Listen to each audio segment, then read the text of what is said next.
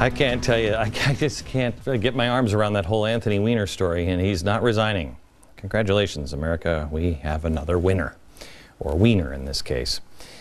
Yesterday, I was walking from church to my office. Usually I don't work on the Sabbath, but I had work I had to complete yesterday. And so I was walking from church and I went to my office, and I came around the corner and I forgot that there was a pro-Israel parade that was happening. And I should have known. I walked right into this crowd yesterday. I should have known something was going on when I saw these dump trucks, and I couldn't figure them out. This is a picture that I took. These dump trucks are full of sand. They had the cherry picker for some unknown reason, and there were police everywhere on every single street. There were like choke points and almost checkpoints, so people could come in and support Israel. Then there was also the anti-Israel propaganda. The protests were anti-Zionist. They were ultra-Orthodox Jews who oppose Israel existence and Palestinian supporters. And it's great. Now, I'm putting together the Restoring Courage event. And I've told you before, just like I told the press before 8/28, that 8/24, this event in Jerusalem, is not a political event. This is an event to teach us to stand up for what we believe in, stand for what is right, ensure people's safety, to protect, be a shield for Jewish people, for Israel, and also for Jerusalem. Someone I reached out to right away is a man that I don't always agree with, but I have tremendous respect for him.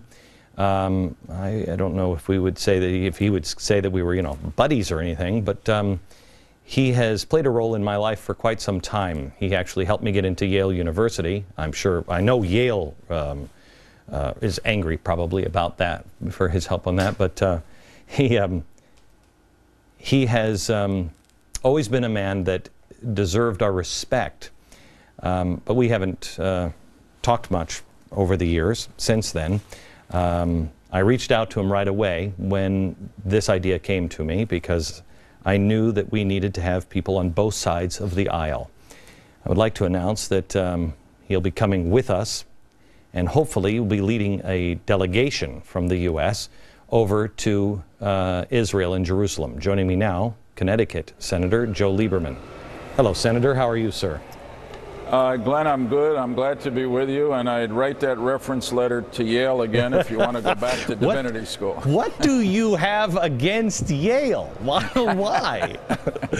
All right. To explain to your viewers, I met Glenn when he was doing a morning radio show in New Haven, Connecticut, quite a long time ago, and we just got to be friends, and I was impressed with him, and I must say, though you're right, we haven't agreed a lot of the time. I've been really proud of your remarkable rise over the years since then. Well, thank you, sir.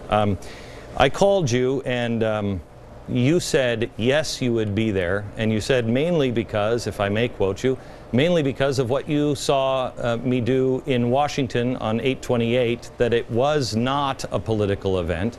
And that you knew you could trust that this event would be something dignified and good. Absolutely right. Look, first, I think the idea of the Restoring Courage gathering in Jerusalem is an important idea and a very constructive one at a very important time for Israel, and a time that also could be potentially destructive for Israel and for us, for the United States of America. And I know you want it to be nonpartisan, non-denominational. It's not against anybody or any group. It's to stand with Israel at a time when a lot of the rest of the world is attempting to delegitimize Israel. And for me, the confidence that I have in thanking you for this idea, and telling you that God willing and the Senate schedule willing, I'm going to be with you in Jerusalem in August, is what you did here in Washington last August. A lot of people said it was going to be partisan, it was going to be political, it was going to be divisive. It was a magnificently unifying day that was all about American values, and frankly about the faith in God that most Americans share. So it's with that confidence and a little encouragement by some clergy, both Christian and Jewish, that I respect, who are going to be there, are already part of this, that I'm happy to come on today and say I'm going to stand with you in standing for Israel. So, Senator, you're going to get a lot of heat for this. You know that, and I know that. I don't want it to be partisan, and I know that there could be a lot of people on the conservative end, and that's why we tried to announce you first.